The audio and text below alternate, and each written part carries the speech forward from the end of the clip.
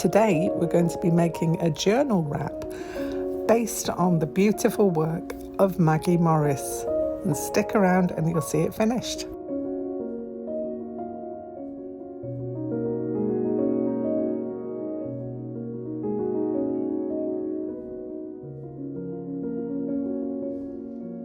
Hello my lovelies, welcome back to a kooky corner of YouTube. You catch me mid-frenzy.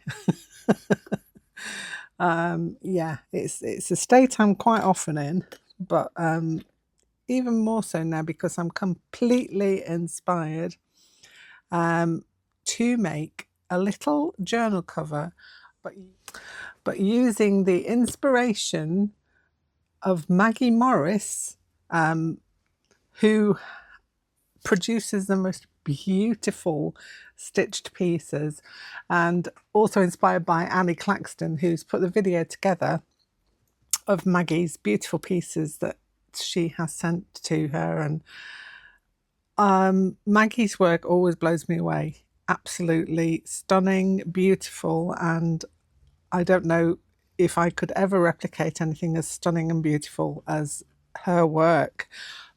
But I want to make a little inspired by notebook cover.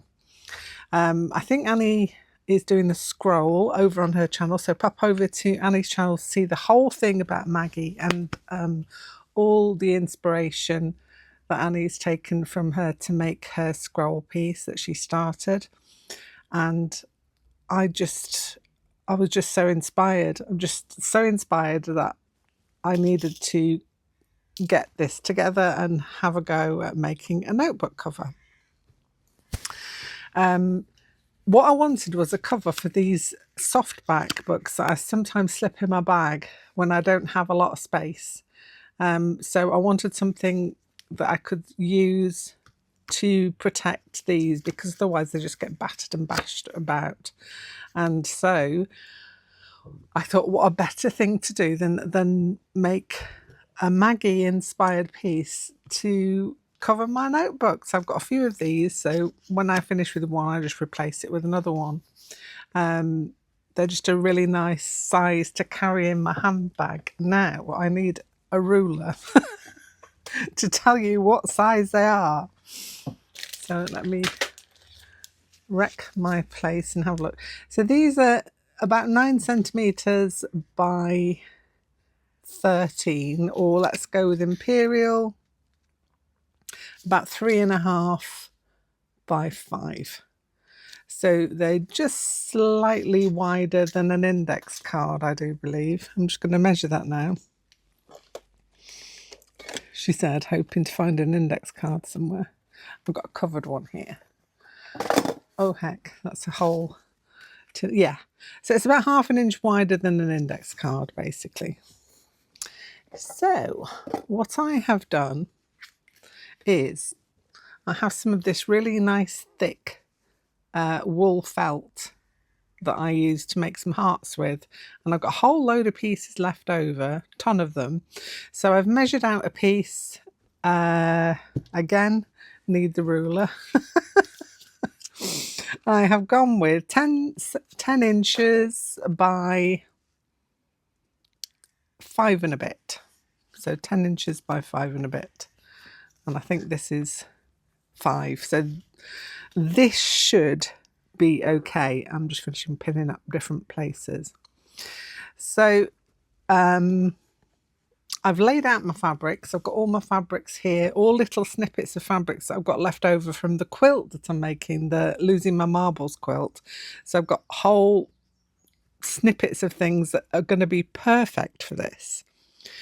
And I am going to now stitch into this, trying to follow a little bit of the genius that is Maggie Morris in order to produce a little piece that I can keep in my bag.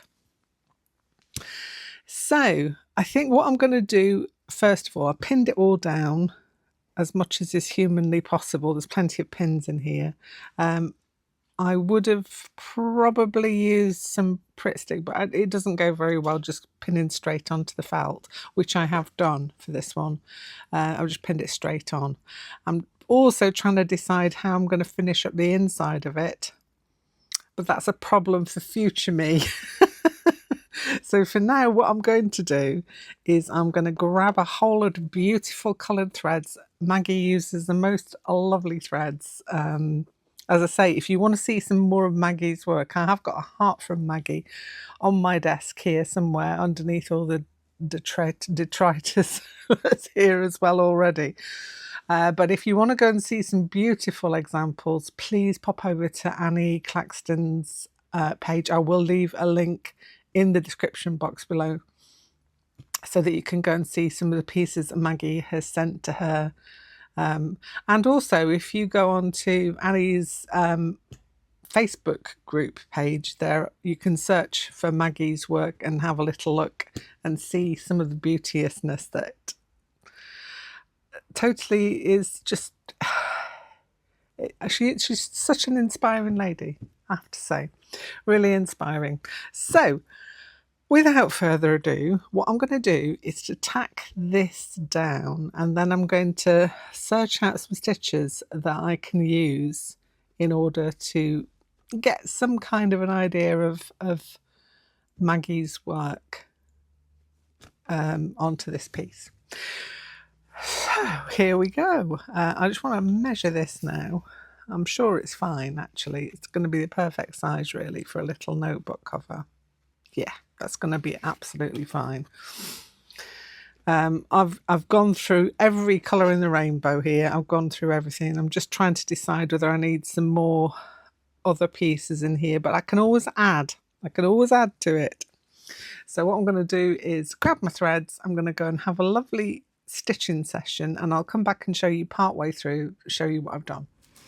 Well, here it is. I've spent a couple of afternoons, so it's a couple of days later.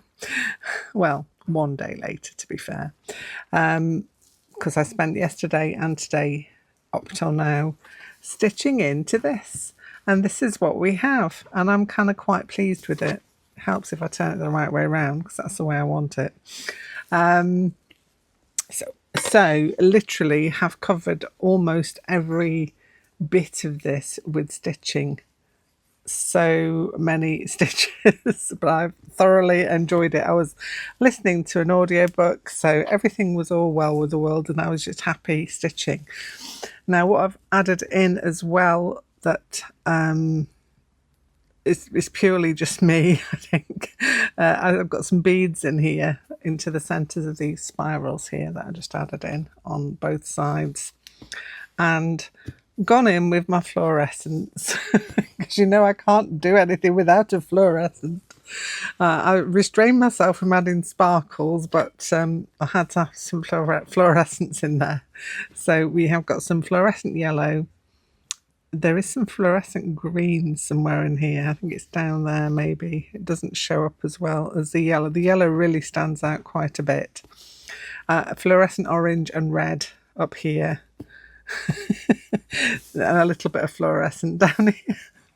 So I've stitched into it within an inch of its life. It's got many stitches into it. And now what I want to do is to possibly add some edgings onto it, because I want it to be robust in my bag. Now I could do my usual way of blanket stitching over the edges, but I've had a little change of plan, I think. I'm not sure yet. I'm still trying to decide. Now, I did say I was going to use this little notebook here, which will fit perfectly. But I'm kind of wanting to use this little sketchbook here. Now, it's just slightly too short. I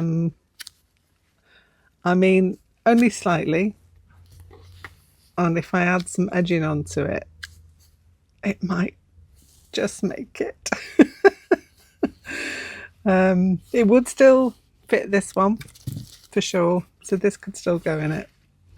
So that would fit still perfectly well. But what I'm thinking is I want to do some edging. I know Maggie on some of her pieces has edged it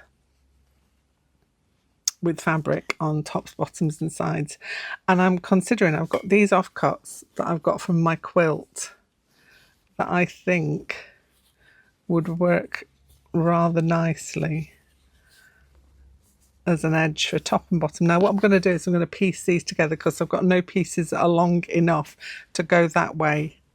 I've got pieces that could do that way but not lengthways. So my thought is that I'm going to piece two of these together to get the length, and then put those on, and then I've got some bits that would go down the sides, et voila, like that. And that, to finish it off that way. Now extending into this thought, what I would also like to do is to line the inside, because all you can see are my stitches. Very messy. I'm sure Maggie is not messy, but I am messy. So what I want to do is, where I've stitched into this, is to get a bigger piece of fabric to go in the middle. So I'm going to do the edges first, and then I'm going to do a middle bit, and I think that's the plan. And then I'll see if it's bigger. See, brain of me, I could, you know, marched it up for that one, but then thought, be nice to have a little sketchbook to take out with me, because I'm always sketching. I've always got books on me. I've always got things to take. So if I could eke it out to be just a little bit longer and a little bit wider, then that would work quite well. Well, we can only try it and see. It will fit one of them at least. So if it doesn't fit my big boy, I could fit about 3 of these in, just as a sketchbook size, because I think I've got about 20 of these. So I could put 3 or 4 together. And plans afoot. So what I'm going to do then is, I was considering whether to use a sewing machine for the edgings or not. I might just hand stitch them.